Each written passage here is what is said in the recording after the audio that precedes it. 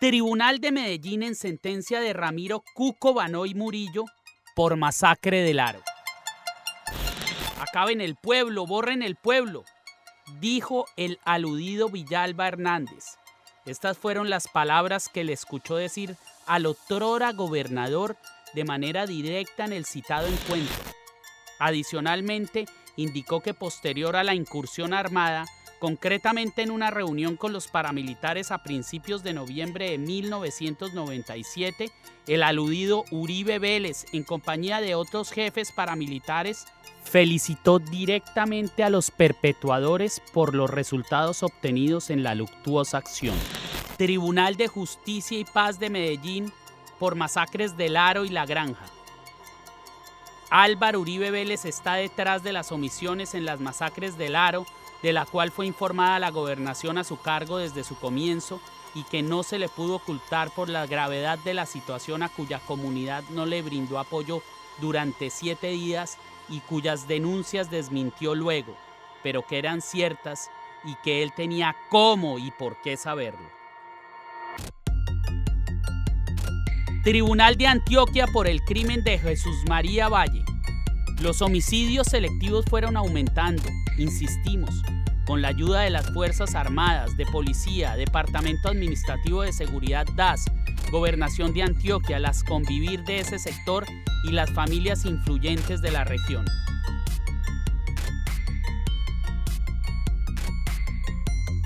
Sala de Justicia y Paz, Tribunal Superior de Medellín.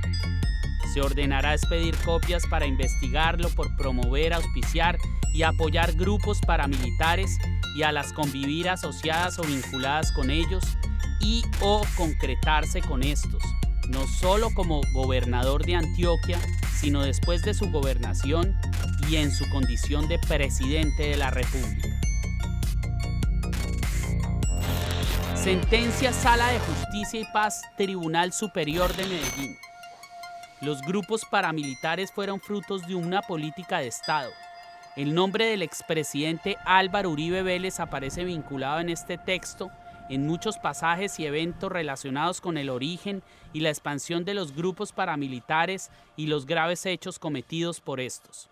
La justicia secreta de los jueces policías secretos, de los jueces sin rostro policías, de los testigos comprados y pagados, esa no es justicia y esa no me merece el más mínimo respeto. Porque es una justicia urdida por sectores del ejército, ¿no?, ultraderechistas, anticomunistas a morir, y naturalmente que en esa justicia yo no creo. Más que un político, Manuel Cepeda Vargas era un soñador con ganas de transformar el mundo en algo mejor. Era un académico que creía en la fuerza de sus ideas, a las que no paró nunca de sacarles brillo. Su vida estaba dedicada a la lectura incansable de profundas doctrinas jurídicas y filosóficas y a afilar las letras en el ejercicio de su labor periodística. Escribía bellos poemas y también pintaba. Era uno de esos seres que en la vida caminaba más con el alma que con las piernas. Fue dirigente sindical y director de una importante revista. Cuando lo asesinaron, ya era senador. Acababa de salir afanado de su casa, ubicada en un barrio obrero al sur de Bogotá. Esa mañana iba a votar en el Congreso un proyecto de ley que pretendía disciplinar al Estado colombiano en materia de derechos humanos. Ese era el papá de Iván Cepeda, actual senador colombiano.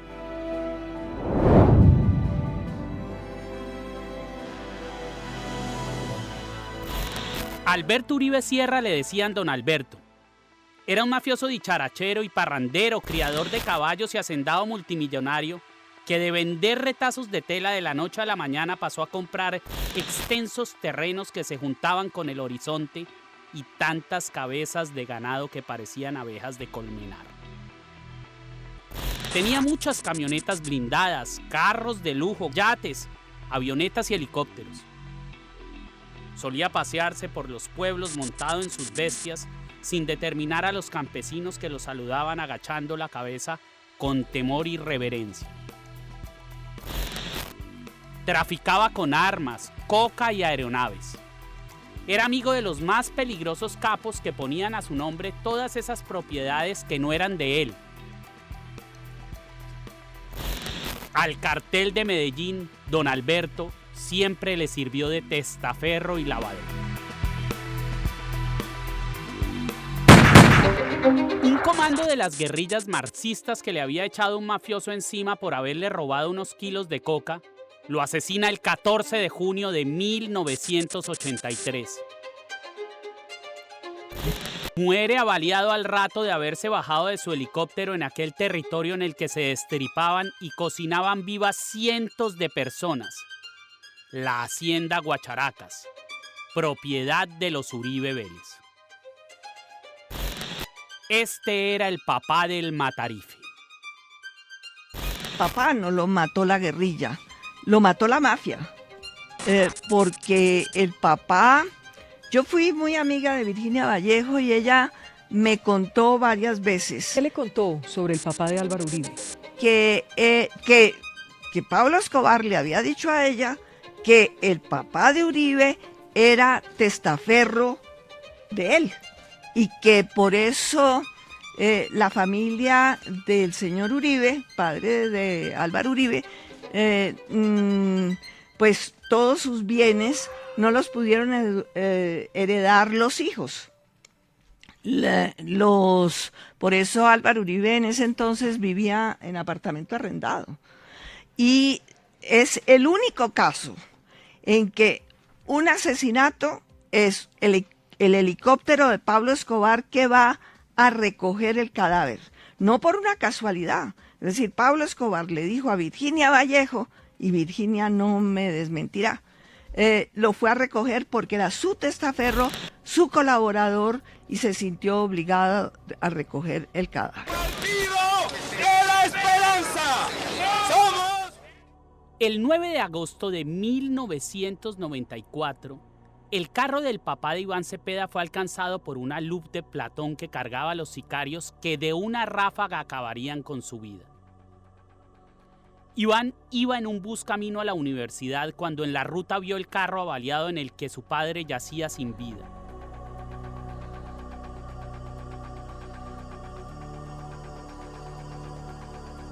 Mi papá había denunciado con insistencia desde el año pasado que era víctima del Partido Comunista y la Unión Patriótica de un plan que se llama Plan Golpe de Gracia, que estaba de alguna manera diseñado desde la alta cúpula militar.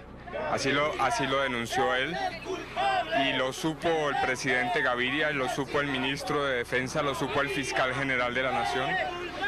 Parece que no tomaron ninguna medida porque hoy asistimos a este asesinato tan horroroso. Para esa época, al hijo de don Alberto, Álvaro Uribe, le había rendido la existencia. Servía de enlace gubernamental del cartel de Medellín tras su exitoso paso como director de la Aerocivil, entidad en la que trabajó para Pablo Escobar, tramitando las licencias de vuelo de la flota de aeronaves que todos los días cruzaban el Atlántico, llevando los insumos requeridos para millones de narices norteamericanas. Acababa de fundar junto con su hermano el grupo paramilitar Los 12 Apóstoles y estaba por convertirse en el gobernador de Antioquia. Meses después, ya empoderado de la gobernación y tras darle vida a las tenebrosas Convivir, tomaría el control de la corporación genocida más cruel y devastadora del país, las Autodefensas Unidas de Colombia, AUC, cuyos miembros fundadores del paramilitarismo de extrema derecha, que luego vendrían a estar completamente subordinados al Matarife, fueron los que mataron a Manuel Cepeda. Sustrajo de las gobernaciones la facultad de otorgar estas personerías jurídicas, pero la reservó para el caso de que las fundaciones o corporaciones que se creen tengan entre su objetivo aquel de entrar a participar en la prestación de servicios de seguridad. Por eso la Gobernación de Antioquia ha considerado que mantiene la competencia para otorgar personería jurídica a este tipo de organizaciones. Ambos, Iván Cepeda y el Matarife, andarían sus vidas por senderos enmarañados y repletos de intersecciones que vendrían a finalizar dentro de los engranajes de un reloj. Cada quien tiene sus propias maneras de espantar los fantasmas. Mientras Álvaro Uribe se dedicaba a amedrentar el país a punta de masacres y asesinatos selectivos, generados desde el aparato organizado de poder que edificó como gobernador y presidente, Iván se dedicó a estudiar y a defender las víctimas que dejaba el descomunal mecanismo genocida ejecutor de la venganza del mentado mandatario. Se graduó de filósofo y en el exilio recibió su magíster en Derechos Humanos de la Universidad Francesa de Lyon. Fundó el Movimiento Nacional de Víctimas de Crímenes de Estado y regresó al país para llegar a donde lo había previsto el destino. Iván Cepeda Castro, el hijo de Manuel Higuera, llega al Congreso de la República con una de las más altas votaciones y ocupa una curul en la Comisión de Derechos Humanos de la Cámara. Dentro de sus funciones como vicepresidente de la comisión, debe visitar las cárceles para verificar la situación de los presos. En el marco de esta labor, empieza a recibir las denuncias voluntarias y espontáneas que hacían varios de los reclusos que había dejado el paramilitarismo. Estos pronunciamientos exponían las relaciones directas existentes entre el expresidente Álvaro Uribe Vélez, el paramilitarismo y la masacradera estatal que en Colombia aún no se detiene. Estos testimonios son incorporados por Iván Cepeda a un par de debates públicos en el Congreso, en los que enfrenta al Matarife y lo desnuda como jefe supremo del narcoparamilitarismo en Colombia. Uribe reacciona diciendo que Cepeda estuvo de cárcel en cárcel buscando y comprando testigos en su contra, y para fundamentar esta falsedad aporta algunos contratestimonios mentirosos en cartas a mano, escritas por terceros y firmadas por algunos de los testigos entrevistados por Cepeda, que a su vez acusaban al joven congresista de haberlos sobornado con falsas promesas para que declararan mentiras en contra del expresidente. La Corte inició una investigación en contra de Cepeda por estos hechos. Evaluó los testimonios, juntó pruebas, videos e interceptaciones telefónicas. Recibió nuevas declaraciones y concluyó que Iván siempre había dicho la verdad. Que los testigos en contra de Uribe, cuando declararon ante Cepeda acusando al Matarife de mafioso y paraco, no mintieron. Y que Lampón había sido ese expresidente que expectoraba coca y sangre cada vez que tosía. Fue él quien corrompió, amenazó y manipuló a todos esos testigos que firmaron cartas atentando en contra de la integridad del defensor de derechos humanos. Aquel resultó ser el único crimen que le ha generado algo de estrés a este asesino serial que no para de matar. El cartel de falsos testigos, la dependencia de su empresa criminal que montó para callar los gritos de los millares de muertos que en Colombia, a lo largo de 30 años, han quedado enterrados en fosas comunes, pálidos y gélidos ante los forenses de medicina legal, recogidos en trozos después de las torturas y transportados como si salieran de un matadero tras las masacres. El Matarife le habla al país de frente y sin ambajes.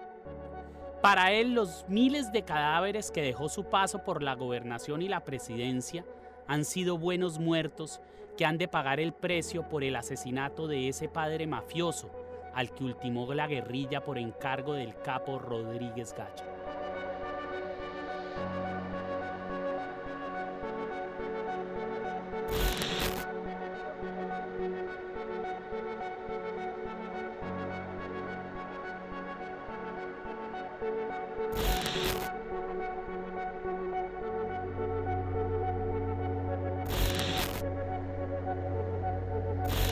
Los abogados que obedecen sus órdenes son piezas esenciales del aparato organizado de poder cimentado en el Estado colombiano. Ellos son como él, espontáneos y sinvergüenzas. Se hacen llamar abogánsters. Además de Uribe, todos defienden mafiosos y paramilitares. Afirman presuntuosos en diferentes medios que la ética no tiene por qué estar ensuciando el derecho. Todos andan por el mundo como miserables narcos vagabundos con pesados relojes de oro en las muñecas, rodeados de escoltas y trepados en lujosos jets que son su firma personal para las redes sociales.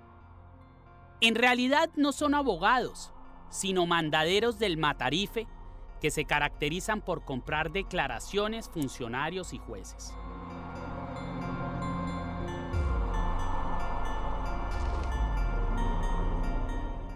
Uno de ellos actualmente es investigado por lavado de activos en los Estados Unidos y otro fue acusado de violar a su propia hija.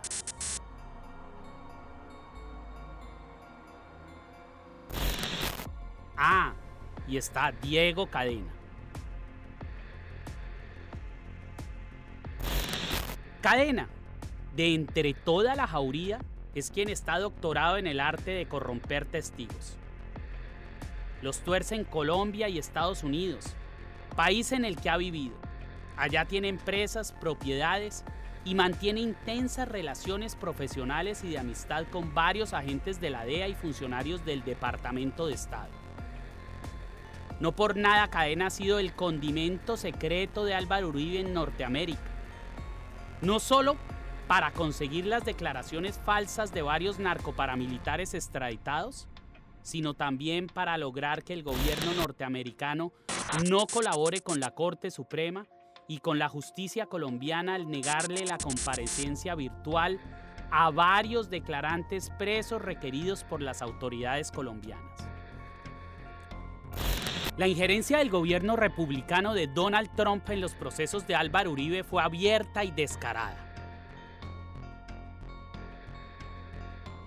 Los más de 200 expedientes en contra de Álvaro Uribe en Colombia por masacres, homicidios, fraudes procesales y concierto para delinquir, entre otros graves delitos, están plagados de falsos testigos. El proceso que cursaba en la corte específicamente por el hecho de haber constituido una dependencia de su empresa criminal es solo la punta de un inmenso iceberg que se empieza a descongelar. Duele como colombiano que muchos de los que han lacerado al país con barbarie se defiendan en libertad o inclusive tengan garantizado jamás ir a prisión. El cartel de falsos testigos del expresidente Uribe está operado por fiscales, jueces, magistrados, ministros, abogados, cientos de empleados judiciales, empleados del Congreso, senadores y representantes a la Cámara, concejales, alcaldes y en general cuanto cargo de elección popular exista en el país, así como la ralea más densa y espesa de delincuentes de la cual hace parte muchos de sus amigos paramilitares y mafiosos presos, de tal forma que no alcanzaría el corcho ni el tiempo para estirar los hilos de todos los procesos que el Matarife tiene abiertos y que juntarían todas las voces mentirosas que cacarean en ellos. Observemos de cerca el único de los procesos que hasta el momento le ha traído problemas a Álvaro Uribe ante la justicia colombiana. Justicia que no es más que una masoquista mordazada y disciplinada a la que el Matarife le da rejo.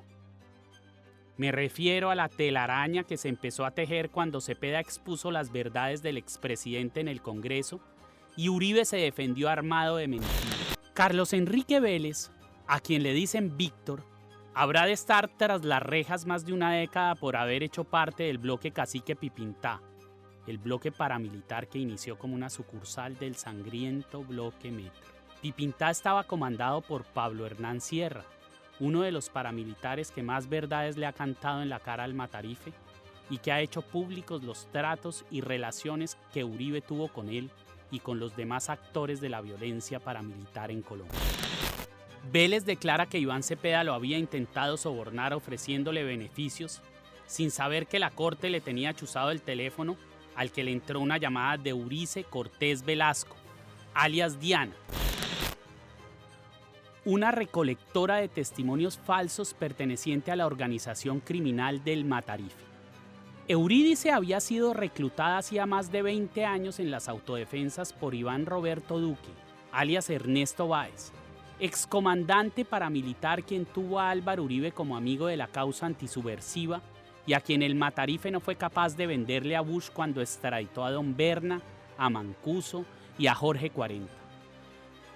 La mujer fue contratada por Cadena para que buscara en las cárceles ex paramilitares dispuestos a decir mentiras a favor del expresidente y que también estuvieran dispuestos a recibir dinero por contradecir los testimonios de Pablo Hernán Sierra y Juan Guillermo Monsalve, principales testigos en contra del Matarife.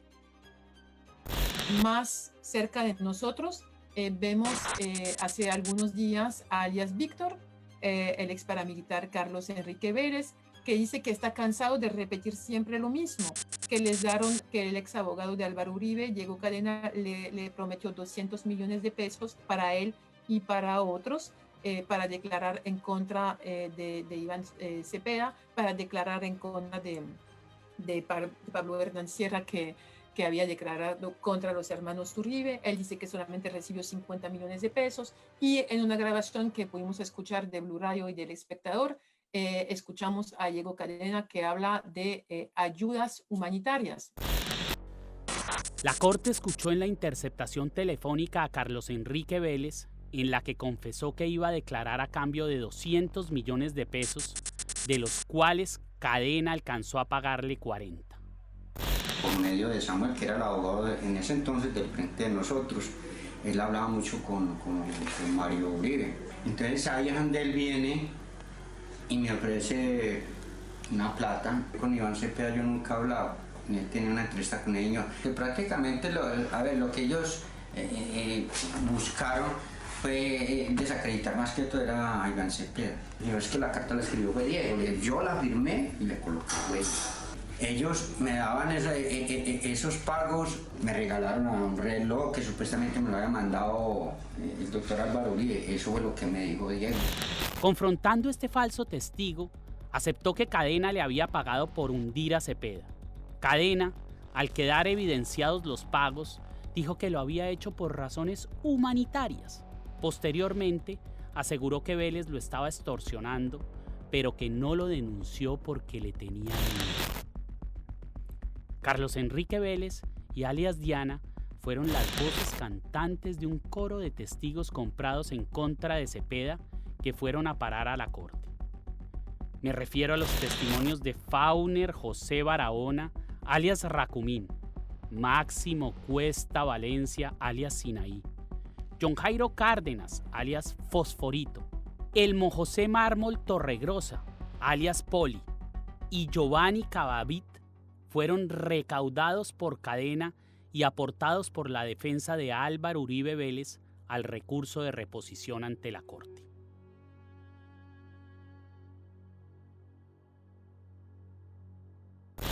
En la recolección de varias de estas declaraciones falaces participó un antiguo asistente del Matarife, Fabián Arturo Rojas Puerta, quien bajo juramento declaró que se reunió con Cadena, el director de la cárcel de Cómbita y su asistente Ángela López para cuadrar el ilícito del que terminaron saliendo algunas de las cartas allegadas a la Corte, que, según él, fueron escritas por Cadena y López y firmadas por los reclusos.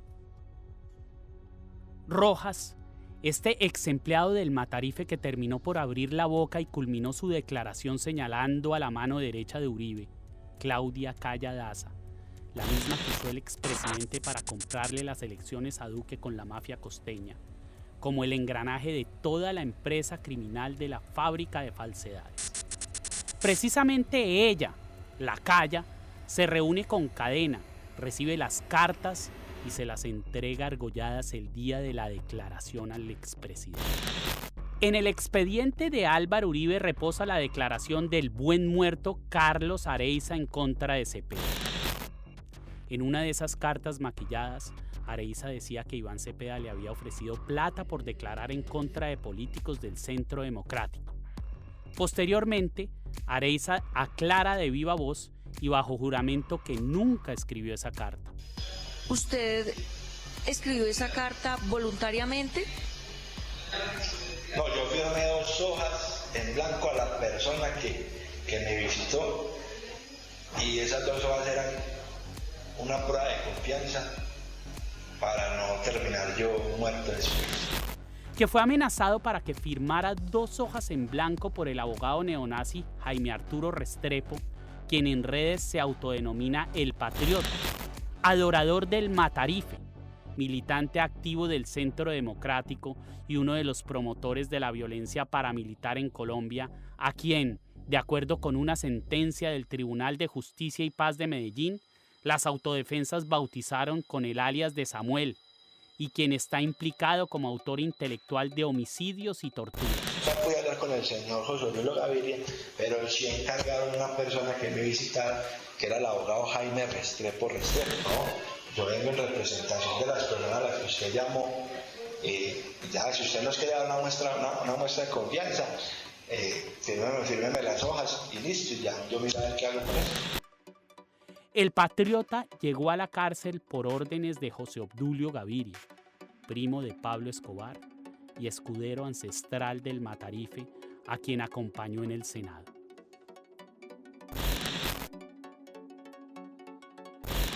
Cadena aportó testigos para varios casos más en los que está implicado Álvaro Uribe, como el ex paramilitar Gordolindo, en el proceso que cursa en contra de su hermano Santiago por la conformación del grupo paramilitar Los 12 Apóstoles, en el que el nombre de los 12 hermanos sale a relucir.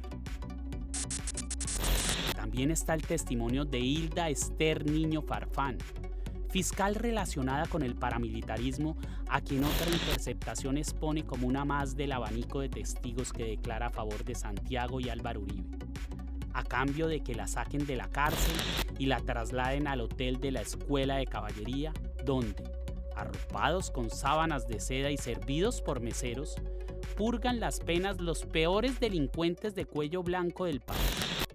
Allí, en efecto, va a terminar esta fiscal corrupta y aceitada por los esbirros del uribismo. Diego Cadena, en su labor de recolección de declaraciones en contra de Iván Cepeda, que hicieran bulto en el expediente del expresidente Uribe, brinca de cárcel en cárcel.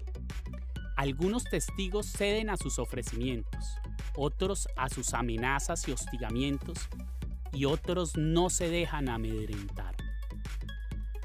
Se niegan a contradecir sus propias declaraciones en las que han implicado al Matarife.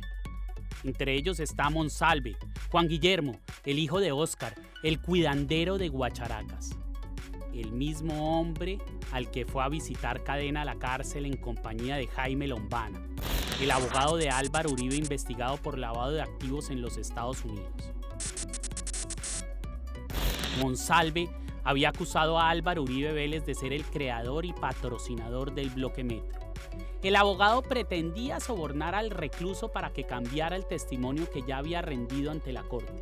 Es decir, Monsalve era otro de aquellos testigos al que el abogánster pretendía comprarle sus mentiras. La única diferencia es que Monsalve llevaba en la muñeca un reloj. Un reloj que no dejaba de mirar a Cadena cuando le hablaba. Yo digo eso, pero lo que yo digo es preciso de ningún tal. Si no, yo vengo mañana, porque mañana a la primera hora se mete el recurso.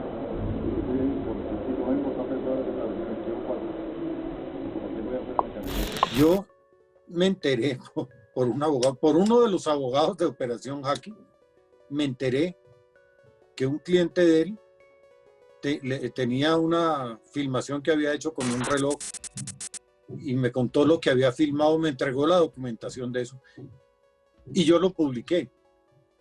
Y publiqué incluso después los intentos de la persecución y los intentos de asesinar a la esposa de Monsalve. Y a partir de eso, bueno, eso sí fue también otra vez escandaloso y amenazas, en fin. Ahí fue Uribe con cadena, con este tipo Lombana, Jaime Lombana, el abogado de Uribe, Jaime Lombana, tratando de torcer criminalmente, como a los criminales que son, a este tipo, y no lograron torcerlo. Después, cuando la Corte Suprema de Justicia le dictó autodetención a Uribe, ese auto tiene más de 500 páginas. Y mi título de periodista y mi único premio de periodismo en 45 años de ejercicio de la profesión es ese auto. Ahí en casi 60 veces la Corte, derivado de las grabaciones que le hizo a todos estos criminales, a los teléfonos, demostró lo valiosísimo que fue mi trabajo y el terror en que esta banda criminal andaba a raíz de lo que yo publiqué.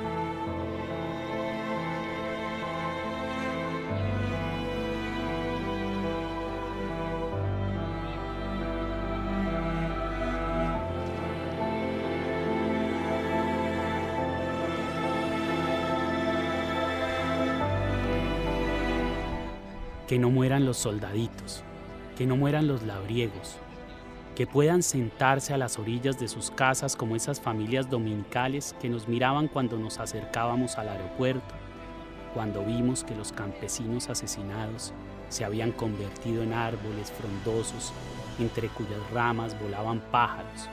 Se oía subir el calor eterno de la tierra y para defenderse de la noche sonaba una canción de amor entre el verdor valiente y alegre de las bananeras. Manuel Cepeda.